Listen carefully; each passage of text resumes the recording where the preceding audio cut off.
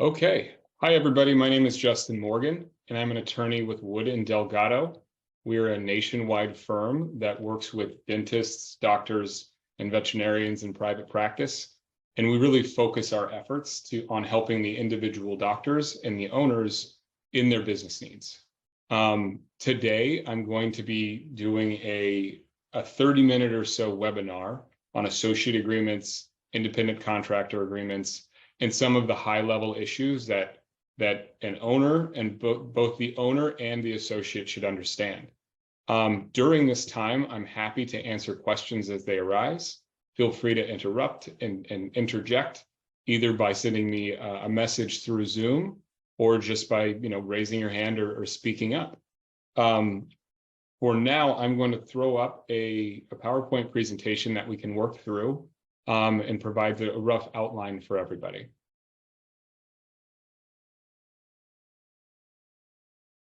So if you just give me one moment.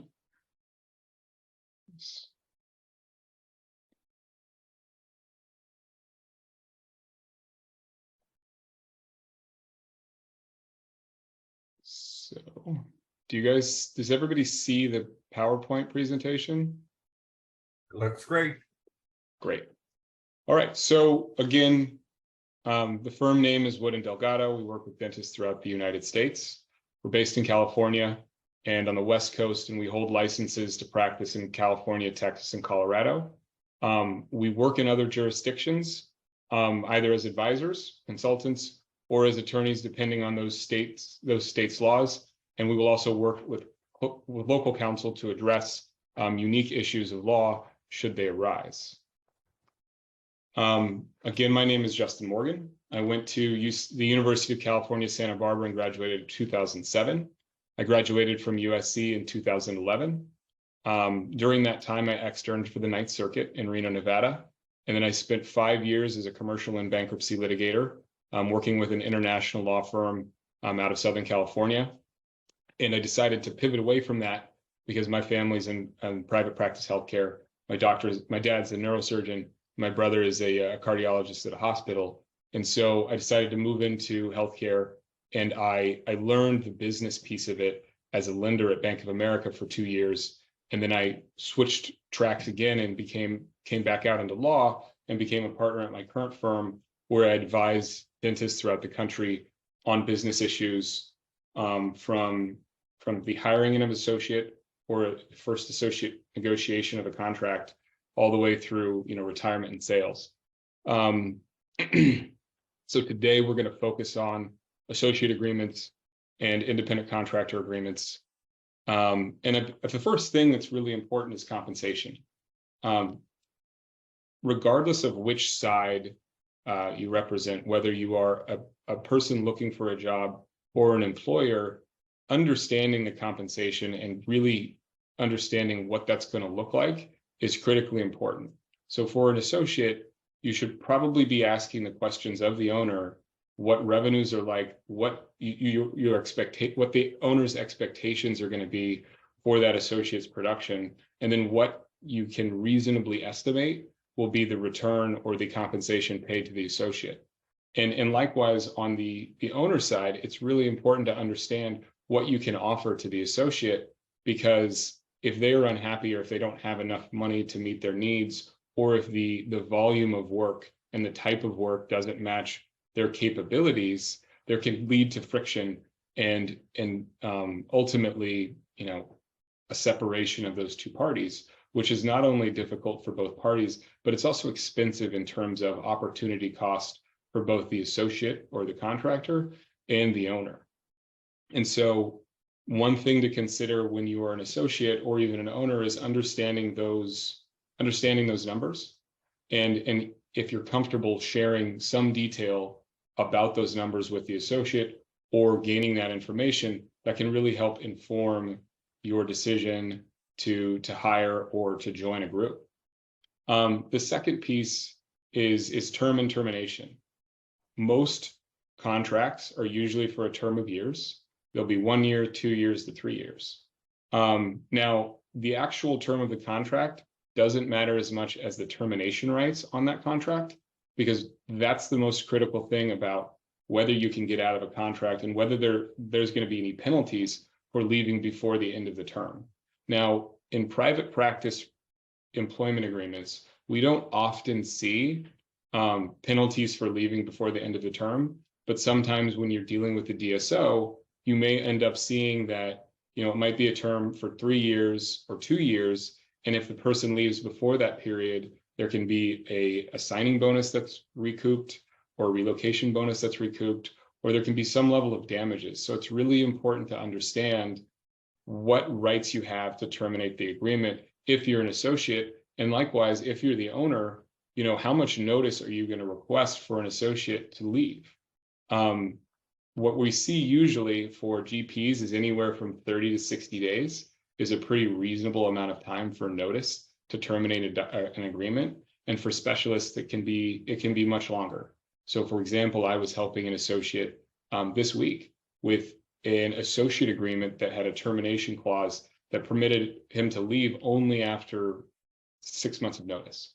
And so we pushed back on that particular provision, and the owner and got it down to 4 months, which is still quite a long time. But when you consider, as an associate and you want to leave, you may be leaving for another job, and jobs usually don't hire 4 months in advance. They usually hire for a specific need at that point in time, or you're buying a practice. And usually when you buy a practice, it's going to close within 30 to 60 days of the LOI. And so if your termination right is the required amount of termination is 90 days, that can cause problems because you may have a disconnect in the closing schedules between when you close on the practice and when you'd be out of work. And so I'm sure that you'd like to keep that continuity. So it's something to consider when you first start negotiating that contract. And likewise, for an owner, it's really important to understand how much notice you would need to be able to replace that particular employee or contractor. If you were in a rural area, it might take a little bit more time to replace that person. So you may want to push for a 90-day notice period, or have a relationship with that employee or contractor and let them know that, it's important. And if they're thinking about leaving, they can be honest and upfront with the owner, so that no one's left holding proverbial bag, right? And then the second piece is whether you're going to be full-time or part-time. And this is pretty intuitive, right? But when you are establishing the schedule, it's really important to know how many days that associate's going to be needed, and whether that schedule is going to expand or contract over time. I've consulted with many clients in which they have unfortunately started at a place with 3 days of work, and that time has either gotten smaller or expanded over time, and that hasn't worked with their schedule. And then tying back into the compensation piece of it, it's also important to know how you're going to be compensated, and whether that's going to be based off of, and for a general dentist, whether that's going to be based off of adjusted production or collections. Okay. And so it's really important that the language in the document is clearly drafted, so that you understand how and what's going to be removed from that compensation, whether labs are going to be paid for by the associate, or whether those labs are only going to be a percentage of, the overall cost. And then if it's based off of collections, you really need to understand what's going to happen after the termination of the agreement. Oftentimes, if the agreement's silent, you've got a person that has generated income for the practice and should be entitled to those funds, but it needs to be clearly stated that the practice will continue to collect on behalf of the associate for the remainder for a reasonable collection period, which should actually be based off of that specific practice's ability to collect. And so if it takes 90 to 120 days to collect payment on an associate contract that's based on collections, there should be a tail period in which the practice is going to collect for an additional 120 days. Another major point that needs to be understood and often negotiated is whether the arrangement is going to be exclusive and whether any restrictive covenants are going to apply. Now, if the restrictive covenants apply, do they apply during the term of the agreement, or are they going to apply afterwards? And the applicability and enforceability of restrictive covenants is going to depend on state law. In most states that permit these restrictive covenants, they limit those to be narrowly tailored to protect the business interests of the practice owner. And so sometimes there are agreements that need to be rejected out of hand simply because, you know, for example, in New York, if someone's asking for a 5-mile restrictive covenant from the city of Manhattan, that's an enormous amount of population that associate would be barred from practicing in. And that's actually an agreement that you might want to walk away from. So sometimes it's important to get creative with the owners and in those negotiations to make something workable that everybody can live with. When you're dealing with a DSO, it's really important to understand that the DSO might try to enforce a restrictive covenant around each location that DSO has in a particular state or area. Now, if you take a 5-mile radius around 4 locations, that can take up an enormous amount of space and bar someone from practicing after the termination of an agreement for, you know, for an entire city or a county. And that would be far too restrictive.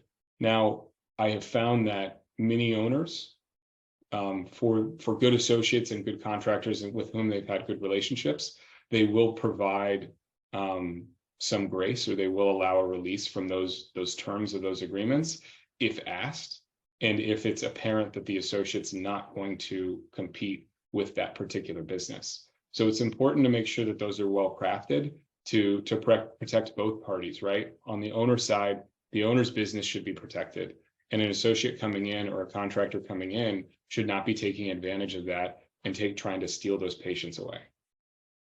Additionally, sometimes there are penalties associated with breach of a restrictive covenant, which can be very arduous for an associate and often really not collectible, because from the owner side, you might have a restrictive covenant and a liquidated damage saying, okay, well, I get $10,000 a month for every month that you practice dentistry in a covenant area, and therefore I have a claim for 60 grand.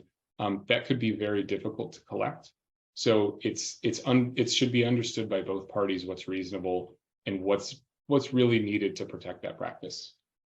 Licensing and certifications, you know, and this really ties into business expenses and what's going to be reimbursed during the term of the agreement. Both parties should know what expenses can be reimbursed from a business expense standpoint. Is there going to be travel involved? Are the state licensing and certifications going to be paid for by the practice or the associate? Is there going to be a business development budget, right? So if you're in a specialty practice and you've got an associate that's coming in, are they going to expect it to be engaging with the community and developing new relationships and referral sources for that practice? And those are things that should be completely thought through and discussed with counsel when drafting these agreements, so that everybody's very clear on what's on the table and what's off the table. Now, something else that's incredibly important that sometimes is missed is third-party payer participation.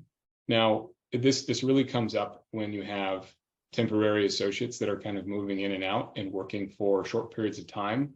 You need to make sure that the practice is getting everybody credentialed for the third-party payers that they are going to be working with. Sometimes I've seen situations in which practices do not have those folks credentialed, and that's technically fraud, and it should be avoided at all costs. But it's something that should be started once someone starts at a practice right away.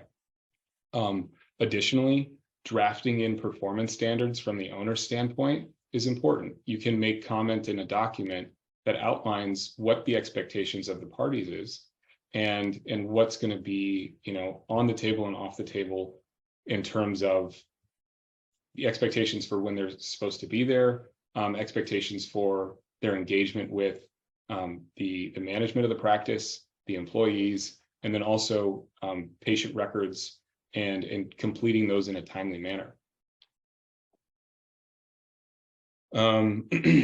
Additionally, it's also important to to understand what the benefits in the vacation package is going to be and how much notice is going to be required for vacation.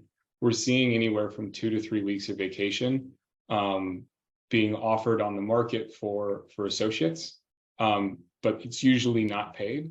So it's usually unpaid vacation, and then there's going to be some provision in there in which they're going to require, the owners are going to require some level of notice so they have time to adjust the schedule appropriately.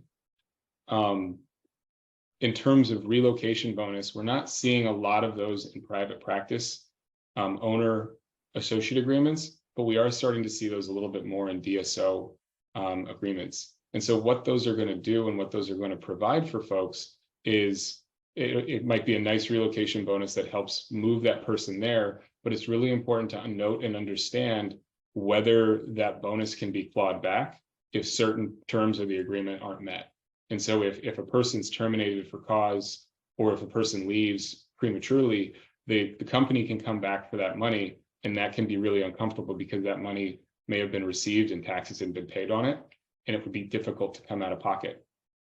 Justin, this yeah. is Alan. I don't mean to interrupt. You do have a question that has appeared in the chat, and this Zoom is going to self-terminate in a minute. So you may want to let people know that you can restart the Zoom meeting and they can rejoin in. Yeah. I saw that it was very odd because we're only a few minutes, we're only halfway in. But I will send another link. I will pop a link onto Dental Practice Matchmaker, and people can rejoin. Hey everybody, I'm really sorry about that. I did not expect it to cut me off like that, but we'll get right back into it, and I will address that question as well.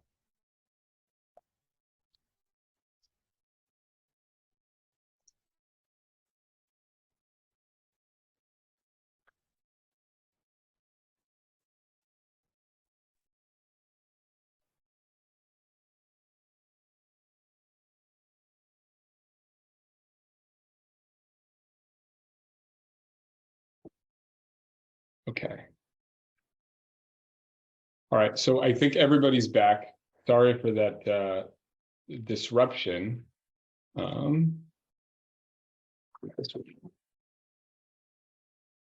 So to pick up where we left off, and actually I want to address the question that was put forward. I think it was the difference between adjusted production and collections, and it really depends on the practice, right? And so I see a lot of adjusted production, which is a little bit easier for folks, and we're talking about compensation here. It's a little bit easier for some practices to pay off adjusted production because they have a good estimate of what they ultimately will collect. And there's not going to be a lag between the time when the services are rendered and the associate is ultimately paid. And so that's going to be a conversation, and it's going to be very specific based on the practice. But usually I see a lot of adjusted production out there. And I tend to like that because from the associate representation side, because it tends to benefit the associate in terms of them getting paid sooner, and then upon termination, there's no trailing period. Now, you'll also see in a lot of contracts that there's going to be a per diem as well. And so if you do have, let's say, a contract and a compensation structure based on collections, I would ask for a per diem while that person gets up to speed and starts to collect on the services that have been rendered. But again, that's going to be very specific to the practice. Simply because some practices collect up front too, right? So if you have a fee for service that collects up front, then you can be paid based on collections, and it's going to be a little bit easier. Okay, the next thing that I would like to discuss is dispute resolution. This matters only in the event of a conflict between an owner and an associate. And that conflict can be a breach of contract, right? That can be a failure to pay. That can be a failure to, but that also can, like, dispute resolution can also arise from workers' compensation. It can arise from sexual harassment. It can arise from discrimination claims. And so certain contracts, and this varies by jurisdiction, will have an arbitration clause in there which is, and can be best described or simply described as a private judge that can adjudicate a matter. And depending on which side you sit, it can be really helpful for a particular owner or an associate to have something resolved quickly, but it can also lead to some drawbacks. And so when I see an arbitration clause in an associate agreement and I represent an associate, there's a conversation that is usually had, which is, this is what you're signing, right? So if there's a sexual harassment claim, or if there are multiple sexual harassment claims against an owner, those particular associates or those employees wouldn't be able to band together and sue the owner as a class action. They would actually be limited to pursuing that through arbitration, which can be independent. It can be more expensive if costs aren't allocated in the contract. And it can also lead to smaller recoveries when you don't have a jury that is willing to hand out a large judgment against someone who's breached a contract or engaged in a tort, which would be basically damaging the associate or the contractor. With respect to the costs for contract review, at our firm, we try to keep it as cheap as possible. And usually if anywhere under, it's usually $500, or if it's a very simple agreement, we'll ask for like a bottle of wine, and just kind of turn it around, because we know that when you are negotiating employment agreements, usually the employer is going to want the answer relatively quickly. And in terms of, as a general note, in terms of reviewing these contracts and having them reviewed by an attorney, one, I would always ask and make sure that they're going to give you enough time to speak with another professional about it, and do not be pressured to close on a contract right away, and don't believe that they're not negotiable, right? So you'll encounter, or people will encounter, a DSO or a privately funded company that really presses on associates or employees that, hey, look, these terms are firm and there's no negotiating them. My recommendation is always try to negotiate and ask for the most important things, maybe once or even twice, right? So if they come back and they say, no, we can't do X, Y, or Z, then you can still come back to them and say, okay, well, you know what? X is really the most important thing for me, and I'd like to have this in there. Otherwise, I can't do it. And understanding the leverage between the parties and having multiple offers on the table is very important, because that's going to enable you to negotiate a good deal for yourself. And it's also an important lesson to learn when transacting, which is having multiple offers on the table, whether that's for financing or whether that's for work, is going to let you bounce those offers off of each other and negotiate for a better deal. Okay, we've touched on this point a little bit, but there's a difference between working for a DSO versus a private practice versus a group practice. The larger the practice, the more systematized their systems might be, the more difficult some of the terms of the contract might be, and the more you may need to have an attorney or an advisor look at that agreement and talk you through what's going to be market and what's going to be acceptable and what is not.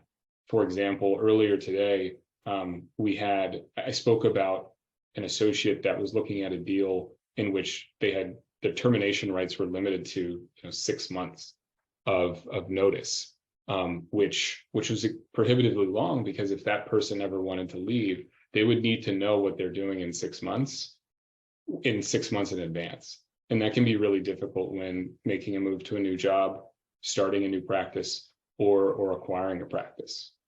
The other thing that I'd like to talk about, which is related, is skill set development. Being able to do additional work and having a larger skill set is really going to be important to not only generating more income, but setting yourself up to become a practice owner in the future. One of the best ways that we find that our newer, younger clients, or clients in an earlier stage of their development, in terms of their career, where they can really knock it out of the park with respect to an acquisition, is having a varied skill set and adding on to and adding procedures, right? So when you have an acquisition that an associate's going to come in and then keep a lot of work in-house, that can provide an immediate boost to that practice acquisition and put them up set them up in a really positive way. And one of the most important things that I want to talk about today is associate versus independent contractor, the classification of this. And so associates are employees, right? And employees, you need to withhold taxes. You need to pay unemployment insurance. You need to pay certain other costs associated with that employee. And those are going to be at the state and federal level. And independent contractors, both parties are going to save on those costs, right? But what really is really important is understanding and having someone walk through the classification of what that agreement is going to be and whether that person should be classified as an employee or an independent contractor. There can be really stiff penalties and fines associated with misclassifying someone as an independent contractor. But if you can thread that needle and you can actually establish an independent contractor relationship, it can provide a great boost for both the owner and the contractor, because the contractor can set up a business entity and then run some of their business related expenses through that entity to reduce their taxable income. But it's not something to be done without full analysis, because you have a state test and you're also going to have a federal test for whether or not someone's appropriately classified. And in many states, it's going to come down to control, and it's going to come down to the permanency of the actual relationship. Even though these factor tests sometimes have 13 different factors that are associated with them. But the best independent contractor agreements or relationships are when that contractor can come and go as they please, and they have other employment opportunities, and they are essentially running their own business. There's a risk of loss, and then you can go ahead, take that classification and save some money on taxes.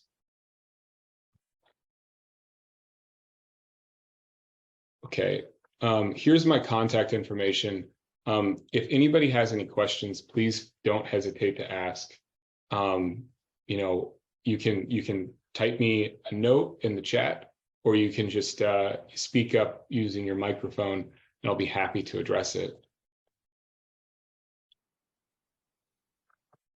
Okay, so Alan has posted a question in the chat, which is, if you work as an employee dentist, should you receive the same staff benefits as other employees?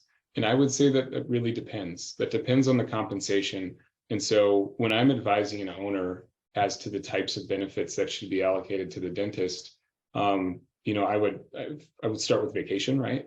Which typically maybe two weeks of vacation to start for the first year, and then maybe add a week of vacation, after year 1 or 2 or 3. And then with respect to compensation related benefits, right? So we're talking 401k, we're talking insurances, we're talking about business expenses. It's really going to depend on the financials of the practice. And so I think the first question that you want to ask if you're an owner is, okay, so how much dentistry is this dentist likely to produce? And then what are my profit margins? So what's going to be left afterwards? So when you have a practice, and let's just use round numbers or whole numbers for the purpose of this example, that does $100,000 in income or revenue, right? Collects $100,000, and the average practice is going to take, the average practice owner, if they generate that, is going to take 40%, right? But if you pay an associate dentist, you'll probably pay that associate dentist 30%. So that would leave 10% left over for the owner. And so if you've got a larger profit margin, right? So say you have 15% left over in terms of profit for the owner, you can start to give more benefits without cutting into the income that the owner is going to need. And the other piece of this is that it's important to understand that you're going to set the tone as the owner throughout the rest of the practice's life, right? So if you start if you give benefits early, you don't want to set a tone that those benefits are always going to be carried through. And so you need to be mindful of what benefits are given and the permanency of those benefits.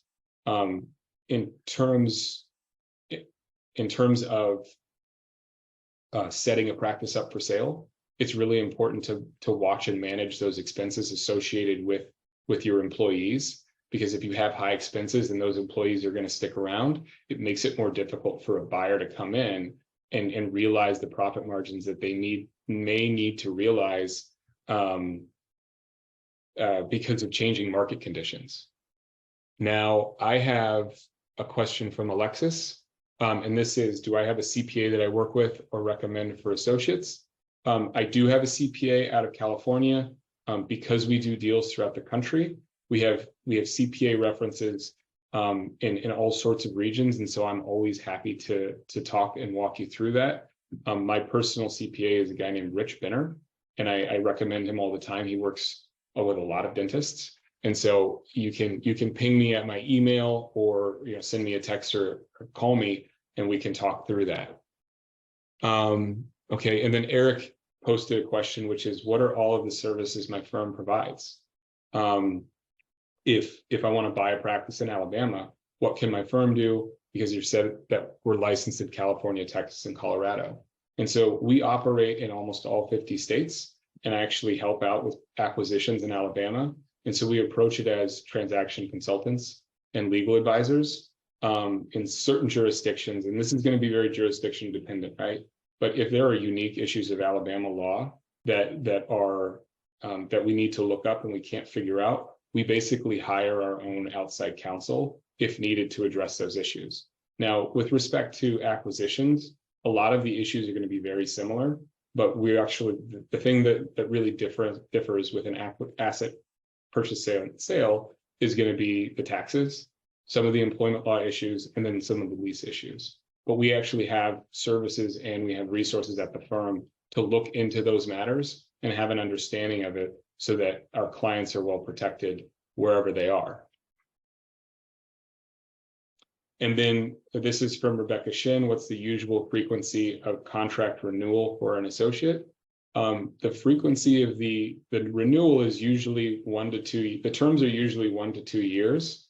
But what's important to note is that it's really the termination rights that are going to affect when someone can leave and under what conditions. It's really important to put that in there.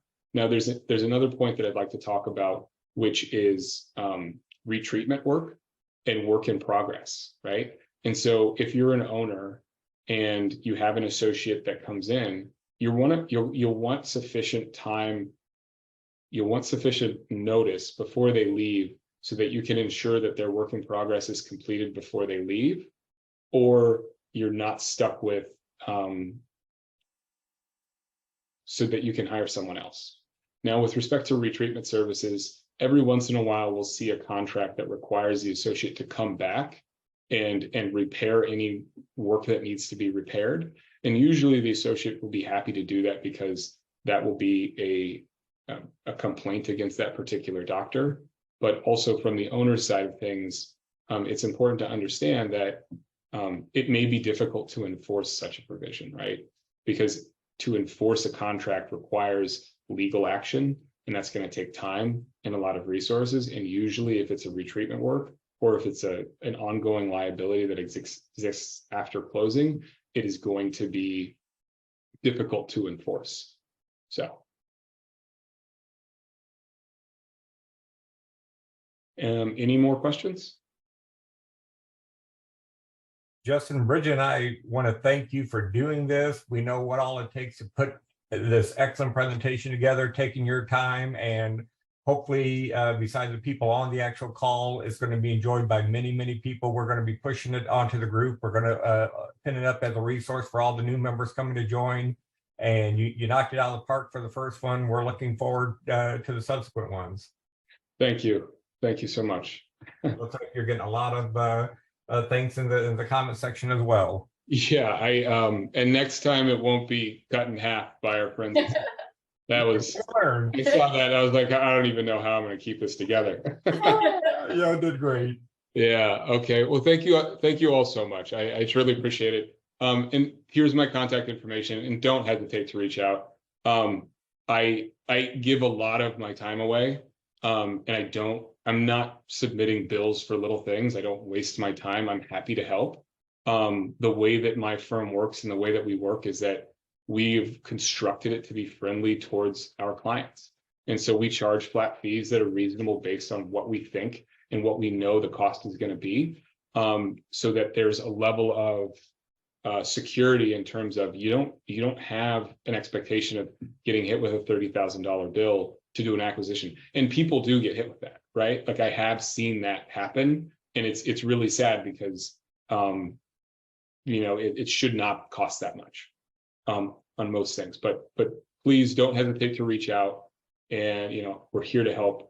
And my contact information is there. So and 2 weeks from now, coming attraction, a little sneak peek. What are you going to be talking about? Yeah, so I think we've got on October 5th at the same time, so it's 3 p.m.